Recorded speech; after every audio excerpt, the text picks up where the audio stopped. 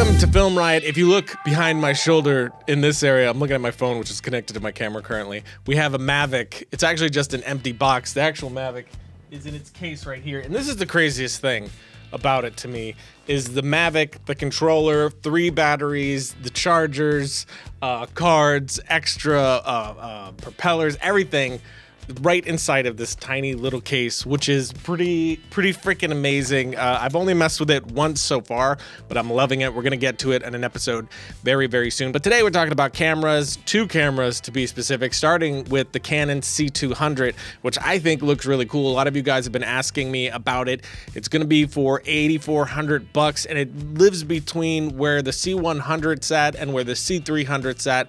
It's a little bit of a middle ground there, price-wise, and what it can pull off. But there's a lot of things about the camera that are really exciting to me. First of all, it shoots full 4K RAW inside the camera. So internally to CFast cards, something that they're calling RAW Light, which is their own proprietary method of compressing the RAW down just a little bit. So it's not uncompressed RAW.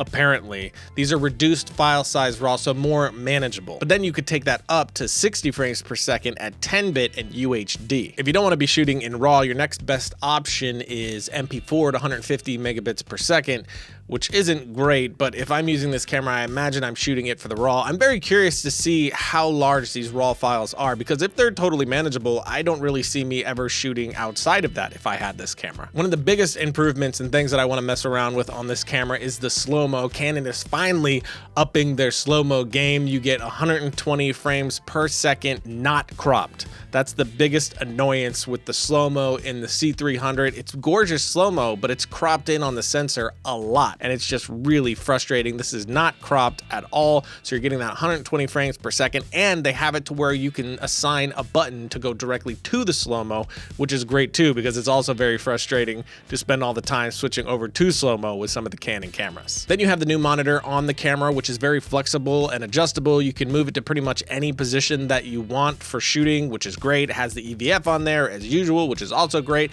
Has another camera that they're releasing, the B camera, which comes without the EVF, and it's more for gimbal work and things like that. But you can strip this down to gimbal work as well. And speaking of, you don't lose an XLR now when you strip it down. The XLR is actually on the camera body itself, which is excellent. I've been wanting that for a really long time, so it's nice to see that the XLR is off of the up top and is now on the camera body itself.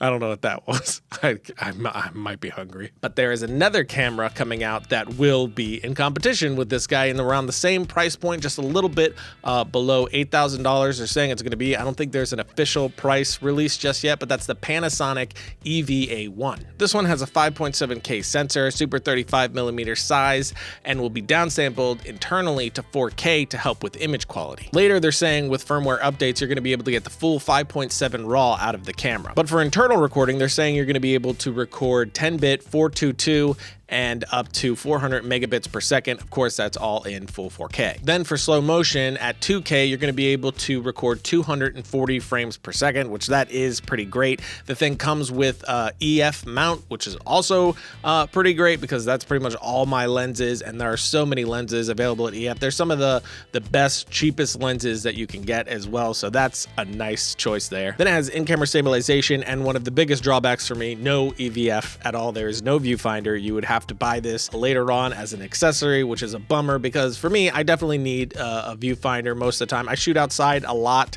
and you can't really get proper focus without it, so I would have to get something additional. So that's just one more thing that I need to buy on top of the almost $8,000 I'm spending. But I think both the Canon C200 and the Panasonic EVA1 are both really exciting cameras. You guys know me, it's not really about the tools. I do love gear. I am a tech person. I love all that stuff. I love trying new things. But the thing that excites me most about all this and companies competing with each other and pushing technology further and further and cheaper is that it's just getting really great tools into our hands that makes it a whole lot easier to tell the stories we want to tell. So this stuff is always exciting. exciting. Whenever things are being pushed forward, I'm always excited about that. I'm definitely going to try to get my hands on both of these cameras to do proper reviews on them. Off the bat, I assume I'm going to like the C200 better, but that's just an assumption. Who knows until I actually get my hands on these cameras. But now, as promised last week, we have a new Monday challenge. This is the Noir challenge. We have done a Noir challenge before, but we just did a whole Noir episode, so I'm wanting to jump back into it. It's a really fun genre to play with. The idea here is that you need to make something up to 2 minutes in length that explore the noir genre. That doesn't mean it needs to be black and white. It can be in color. Blade Runner is a noir film.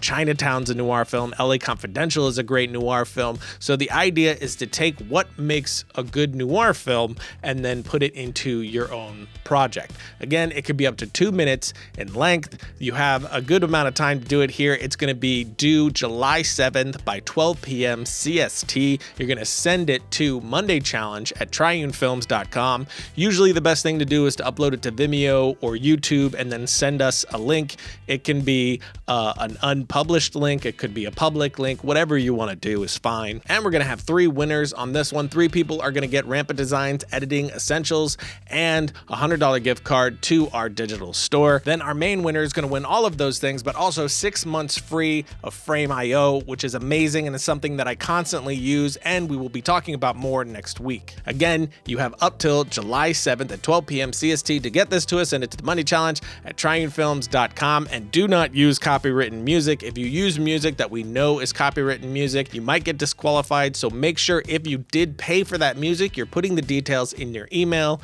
or in the notes of the video so we know that you do have the right to use that video, because we're not trying to get sued, people. But that's it. Now go get to work on the next.